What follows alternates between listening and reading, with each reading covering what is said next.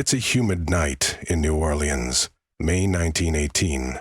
The city hums with the rhythm of jazz, its streets alive with the sound of saxophones and the chatter of late-night revelers.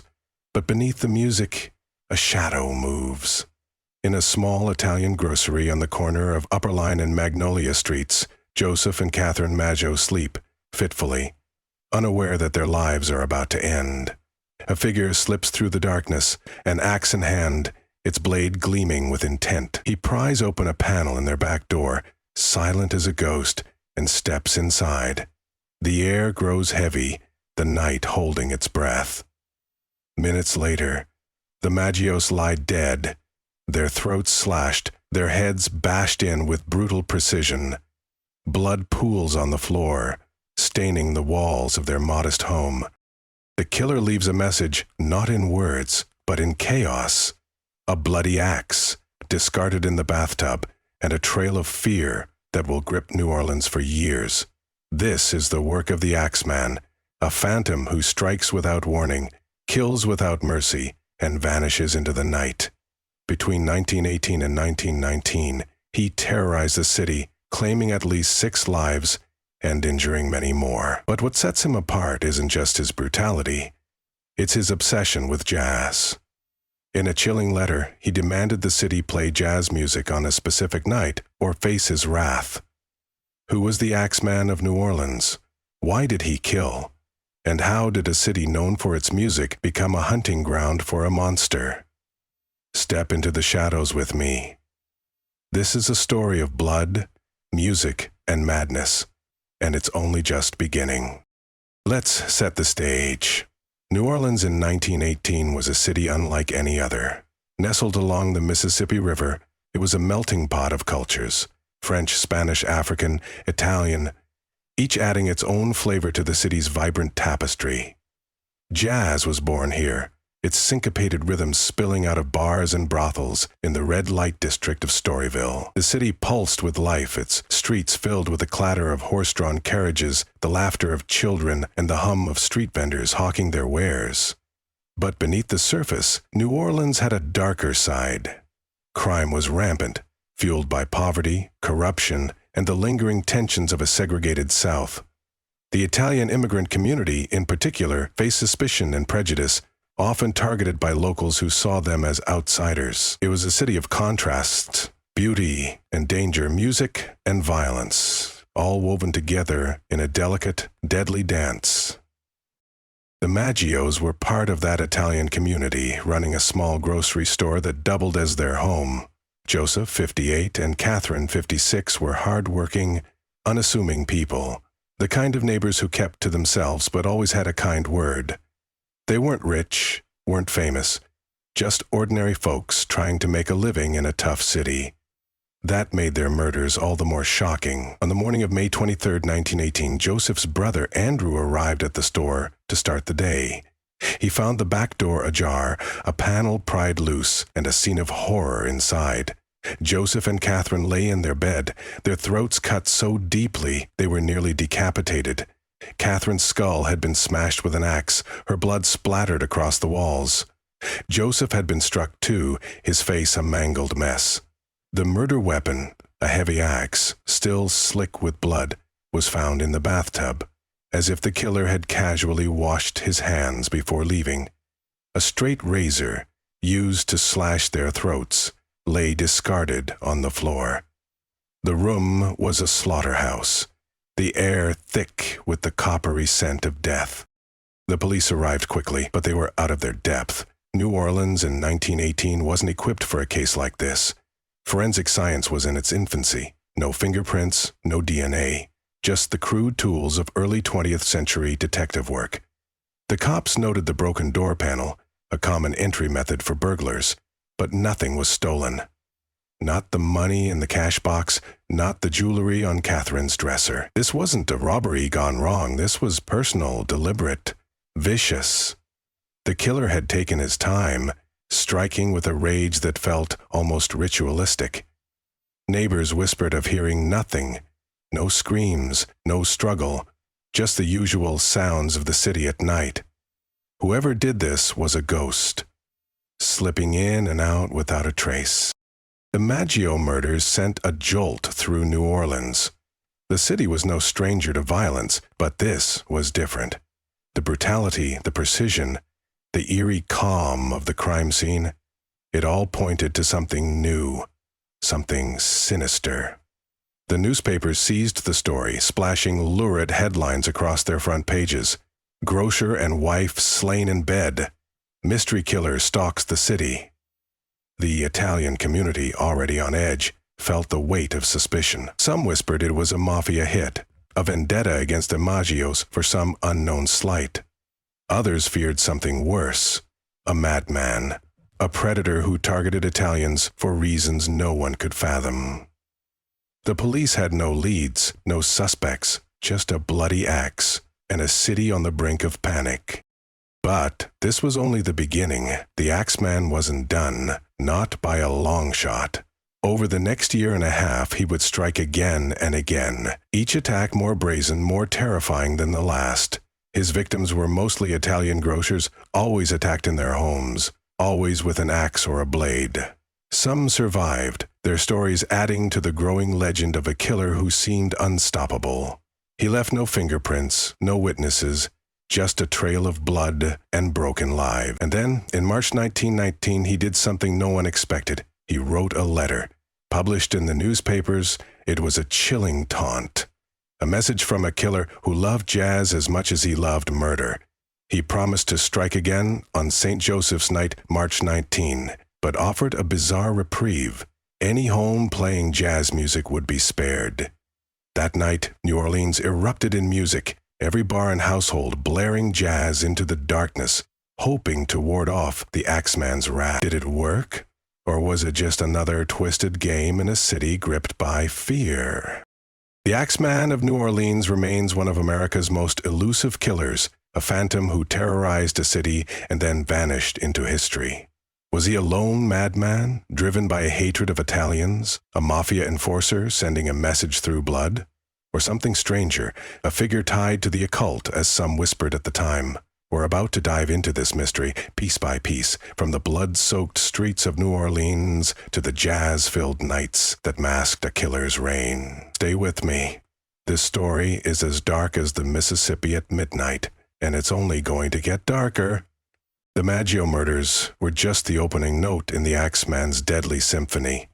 Between May 1918 and October 1919, he struck at least 6 times, killing 6 people and injuring 6 more, leaving a trail of terror that turned New Orleans into a city on edge.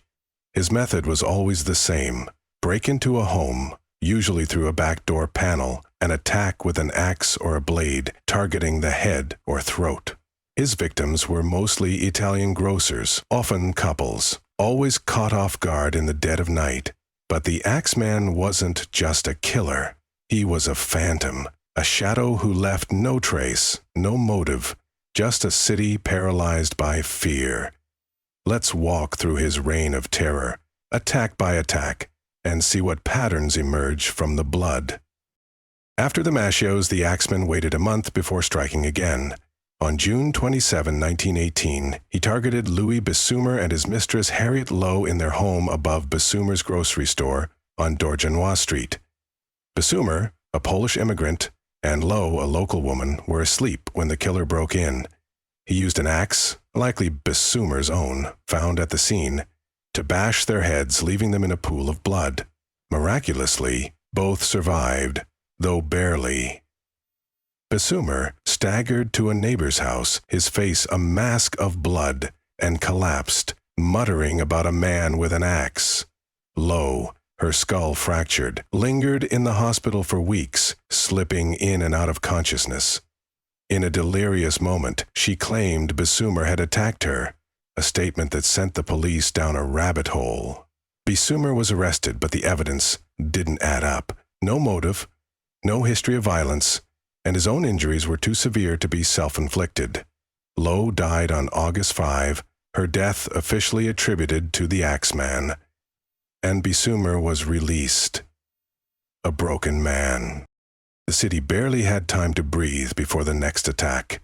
On August 5, 1918, the same day Lowe died, the Axeman struck again, this time targeting Mary Schneider, a pregnant woman living on Elmira Street. Mary, 28, was 8 months along, asleep in her bed while her husband was at work. The killer broke in, likely through a window, and attacked her with an axe, smashing her face and scalp. Mary survived, waking up hours later in a pool of her own blood. She stumbled to a neighbor for help and later that night gave birth to a healthy baby girl. A miracle amid the horror. Mary couldn't remember much, just a dark figure looming over her, the glint of a blade in the moonlight. The police found no evidence, no fingerprints, just the same chilling signature. An axe attack, a victim left for dead, and a killer who vanished into the night. 5 days later, on August 10, 1918, the Axeman struck again. This time, his target was Joseph Romano, an elderly Italian barber living with his 2 nieces on Gravier Street. Romano, 60, was asleep in his room when the killer broke in. His nieces, Pauline and Mary, heard a scuffle and rushed to his room, catching a glimpse of the attacker as he fled. A tall, heavy-set man dressed in dark clothes, disappearing into the shadows. Romano had been struck in the head with an axe, his skull fractured, blood soaking his bed. He lived long enough to be taken to the hospital but died 2 days later. The niece's description gave the police their first real lead, a physical sketch of the Axeman, but it led nowhere. New Orleans was a city of shadows, and the killer melted into them like he was born there. The attacks stopped for a while, giving the city a false sense of security. But the Axeman wasn't done. On March 10, 1919, he returned with a vengeance, targeting the Cortimiglia family in Gretna, just across the river from New Orleans. Charles Cortimiglia, his wife Rosie, and their 2-year-old daughter Mary were asleep when the killer broke in through a back door panel. He attacked with an axe, striking Charles and Rosie in the head, then turning on little Mary as she slept in her mother's arms. The toddler died instantly, her skull crushed. Charles and Rosie survived, barely, their faces mutilated, their lives shattered. Rosie, in a haze of grief and pain, later accused a neighbor, Frank Giordano, and his father, Iorlando, of the attack, a claim that sent the 2 men to prison despite flimsy evidence.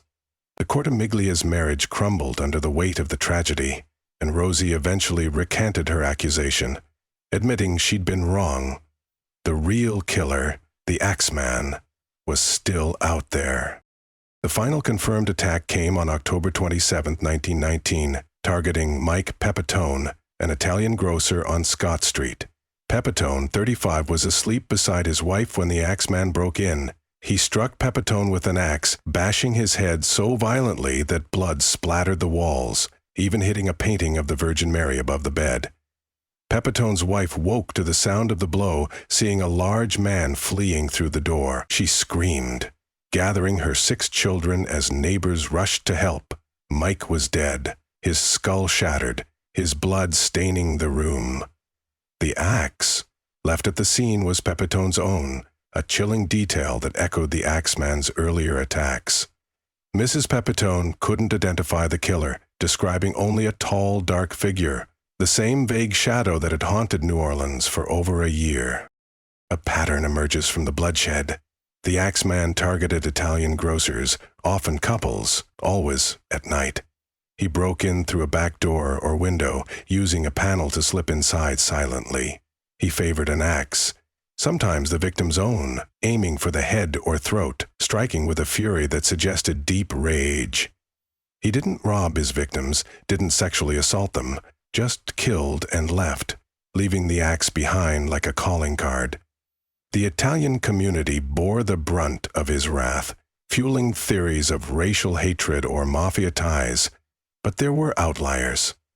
Mary Schneider wasn't Italian, and Basumer was Polish. The Axeman's motives were as murky as the Mississippi, his identity a blank space in a city full of suspects. The killings paint a picture of a killer who was methodical, fearless, and deeply connected to New Orleans.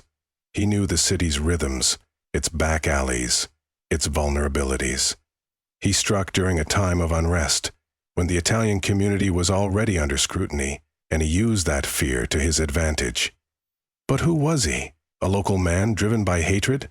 A drifter passing through with a taste for blood? Or something more sinister, tied to the city's underbelly of crime and corruption? We've seen his work, his patterns, his terror. Now let's look at the letter that made him a legend. The night New Orleans played jazz to survive. Stay with me. The Axeman song is about to get louder. By March 1919, the Axeman had already claimed lives and shattered families, his shadow looming over New Orleans like a storm that wouldn't break. The city was on edge, its people jumping at every creak in the night, every stranger on the street. The police were helpless, their leads cold, their suspects non-existent. The Axeman was a ghost, a nightmare that wouldn't end. And then, on March 13, 1919, he spoke. Or rather, he wrote. A letter arrived at the offices of the Times-Picayune, New Orleans' leading newspaper, penned by the killer himself. It was a taunt, a threat, and a bizarre declaration of love for jazz, turning a city's fear into a twisted performance. Let's read his words, feel his madness, and see how New Orleans danced to his tune on a night that history would never forget. The letter was dated March 13, 1919, and addressed from hell. It began with a chilling salutation.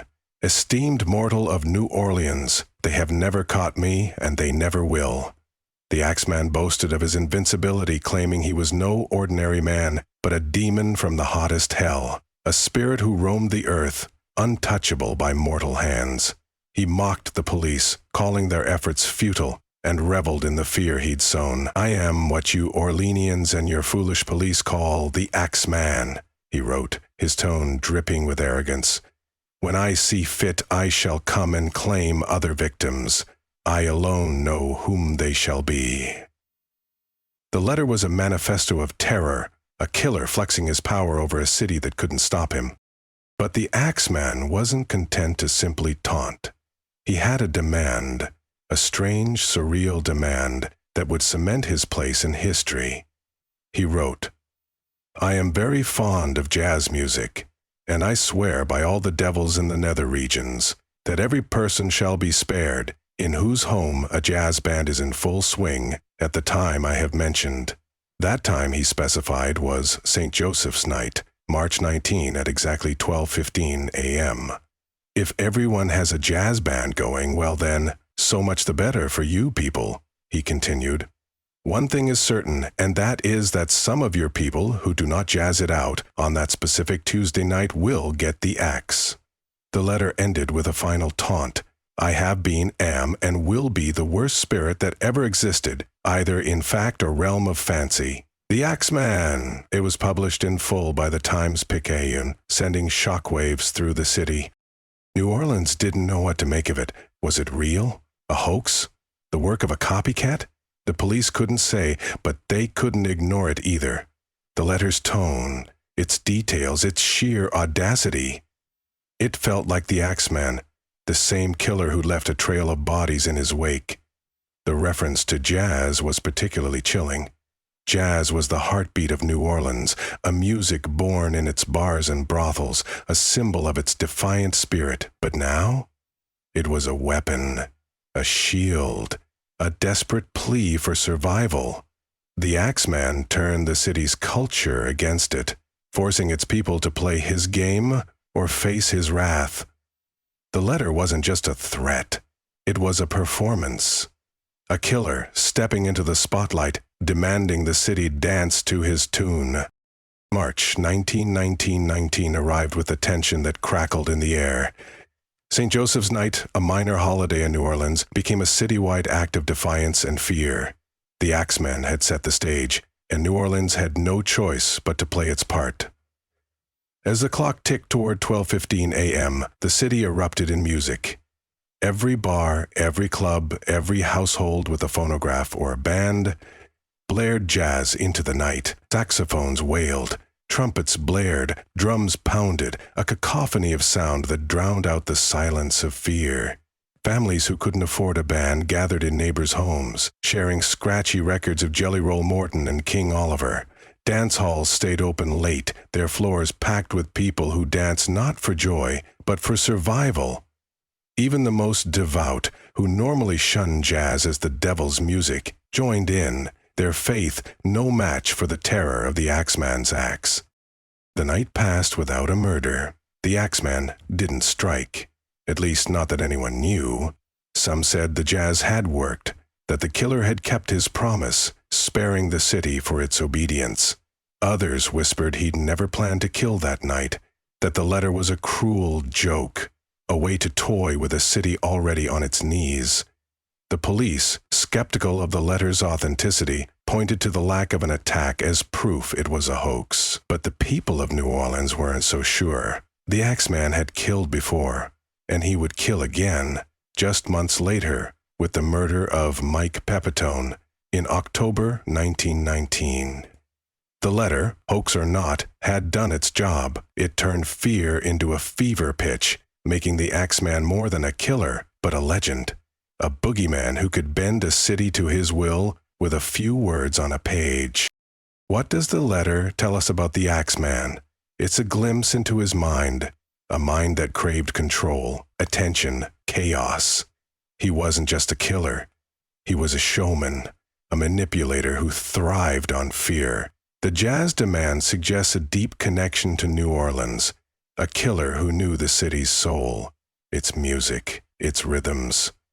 Some historians believe the letter points to a local man, someone embedded in the community, perhaps even a jazz musician or a fan who frequented the city's clubs. Others see it as a sign of mental instability, a killer whose grip on reality was slipping, his crimes becoming a performance for an audience of the damned. The reference to being a demon from hell fueled rumors of the occult, with some whispering the Axeman was tied to dark rituals, his murders a sacrifice to unseen forces. The night of jazz didn't stop the Axeman, but it marked a turning point. His letter made him a household name, a figure of terror that transcended New Orleans. It also deepened the mystery of his identity. Was he a lone madman, driven by a twisted love of jazz? A member of the mafia, using fear to control the Italian community? Or something else entirely, a killer whose motives we'll never understand? We've seen his crimes, heard his voice, felt his grip on a city's soul. Now let's look at the hunt for the Axeman and the suspects who might have wielded his axe. Stay with me. The music may have stopped, but the nightmare hasn't. The Axeman's letter turned New Orleans into a city of paranoia, its people haunted by a killer who seemed untouchable. The police were under pressure, the public demanding answers, but the trail was cold. Colder than the Mississippi in winter. Between May 1918 and October 1919, the Axeman had killed 6 people, injured 6 more, and terrorized an entire city, all without leaving a shred of evidence. No fingerprints, no witnesses, just a bloody axe and a letter from hell. The New Orleans Police Department, already stretched thin by corruption and crime, launched a manhunt that would span years, chasing shadows and suspects that led nowhere. Let's follow their hunt, examine the theories, and meet the men who might have been the Axeman of New Orleans. The police started with what little they had: the crime scenes. Each attack followed a pattern: break-ins through a backdoor panel, axe attacks to the head or throat, Italian grocers as primary targets. The lack of theft or sexual assault ruled out common motives, leaving the cops grasping at straws. The Maggio murders in May 1918 set the tone. A brutal double killing with no apparent motive, no witnesses, and no leads. The axe left in the bathtub was traced to a local hardware store, but dozens of men in New Orleans owned similar tools. The straight razor used to slash the Maggio's throats was a dead end. Razors were common, untraceable. The police interviewed neighbors, family, friends, but no one had seen or heard anything unusual. The killer was a ghost, slipping through the city's cracks like he belonged there. The surviving victims offered little help. Louis Bessumer, attacked in June 1918, couldn't remember much, just a dark figure, a flash of pain, and then nothing. Harriet Lowe, before her death, accused Bessumer himself, but her claim was dismissed as delirium. Mary Schneider, the pregnant woman attacked in August 1918, described a shadowy figure, but couldn't provide details. The Cortimiglias, attacked in March 1919, pointed fingers at their neighbors, Frank and Ioro Mando Giordano, but Rosie Cortimiglia's accusation was shaky, driven by grief and trauma. She later recanted, leaving the police with nothing. The only eyewitnesses were Joseph Romano's nieces, who saw the Axeman fleeing in August 1918, a tall, heavy-set man in dark clothes. It was a vague description fitting half the men in New Orleans, but it was all they had to go on. The letter from March 1919 gave the police a new angle: the Axeman's personality. He was arrogant, theatrical, obsessed with jazz, a killer who craved attention as much as blood. Detectives theorized he might be a local, someone familiar with the city's layout, its Italian neighborhoods, its jazz scene.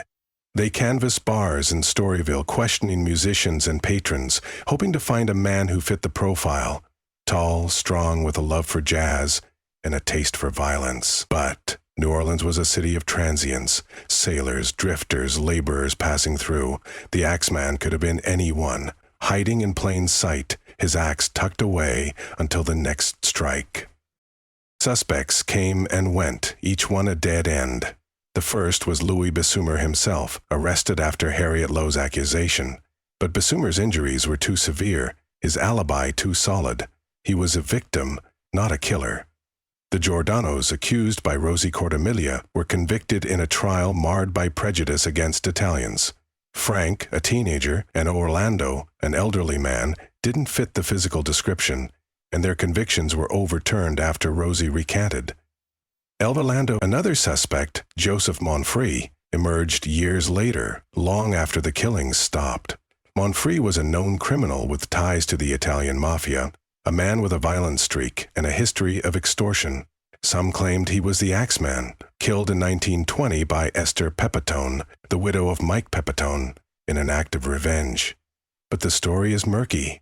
There's no hard evidence linking Monfrey to the crimes, and the timeline doesn't quite fit. Monfrey was in jail during some of the attacks, and Esther's supposed vengeance is more legend than fact. The mafia theory gained traction early on. New Orleans in 1918 was a hotbed of organized crime, with the Italian mafia, known as the Black Hand, extorting local businesses. The Axeman's focus on Italian grocers led some to believe he was a mafia enforcer, targeting those who refused to pay protection money. The Maggios, the Cortimiglias, Mike Pepitone, they were all Italian, all small business owners, the kind of people the Black Hand preyed on. But the theory falls apart under scrutiny. Mafia killings were usually quick, public, meant to send a message. The Axeman's attacks were intimate, rage-filled, with no clear motive. He didn't leave Black Hand symbols, didn't demand money, didn't fit the profile of a hired killer. If the mafia was involved, the Axeman was an outlier, a rogue, who killed for his own reasons. Another theory pointed to racial hatred. Italians in New Orleans faced intense discrimination, often scapegoated for the city's problems. The Axeman's focus on Italian victims suggested a personal vendetta, a killer who hated the community enough to slaughter its members. But Mary Schneider, a non-Italian, and Louis Bessumer, a Pole, complicate this idea. The Axeman's motives weren't as simple as prejudice. He killed with a purpose we can't fully grasp, a rage that transcended race or ethnicity. Some even whispered of the occult, tying the Axeman to dark rituals. His letter, with its talk of demons and hell, fueled these rumors, as did his theatrical flair. But there's no evidence of ritualistic elements in the crimes, no symbols, no patterns beyond the axe itself. The hunt for the Axeman was a study in frustration. The police chased leads that went nowhere, arrested suspects who didn't fit, and watched as the city's fear turned to anger. The Italian community, already marginalized, bore the brunt of the backlash, their grief compounded by suspicion. The Axeman stopped killing after October 1919, or so it seems. Some believe he continued under a different name, in a different city. But in New Orleans, his reign ended as suddenly as it began, leaving the police with nothing but questions. Who was he? Why did he stop? And what drove a man to kill with such fury, then demand a city play jazz to survive? We've seen the hunt, the suspects, the dead ends. Now let's look at the Axeman's legacy and the city he left scarred. Stay with me. The final note of this bloody song is about to play. The Axeman of New Orleans didn't just kill. He carved his name into the city's history, a bloody signature that still lingers over a century later. Between 1918 and 1919, he took at least 6 lives, injured 6 more, and turned a city known for its music into a stage for his terror. His letter, his love of jazz, his phantom-like presence, they made him more than a killer. They made him a legend. A boogeyman who haunts New Orleans to this day. The Axeman vanished after his final confirmed attack in October 1919, leaving behind a city scarred by fear, a mystery unsolved, and a legacy that refuses to fade. Let's walk through the aftermath, the theories, and the enduring impact of a killer who turned jazz into a song of survival. Think about the victims, ordinary people whose lives were shattered by a monster they never saw coming. Joseph and Catherine Maggio, a hard-working couple, slaughtered in their bed, their grocery store turned into a crime scene. Louis Bessumer, a grocer who survived the Axeman's axe, only to lose his mistress Harriet Lowe and his reputation in the aftermath. Mary Schneider, a pregnant woman who lived through the horror, giving birth to a daughter amidst the blood. Joseph Romano, an elderly barber, killed in front of his nieces, his death a wound his family never healed from. The Cortamiglias, Charles, Rosie, and their toddler Mary, whose lives were torn apart, the child dead, the parents scarred, their marriage broken by grief. And Mike Pepitone, the final victim, his skull shattered as his wife and children slept nearby. His death the last note in the Axeman's deadly song. These weren't just names in a newspaper. They were people, neighbors, parents, whose only crime was living in a city stalked by a killer. New Orleans didn't forget the Axeman, even after the killing stopped.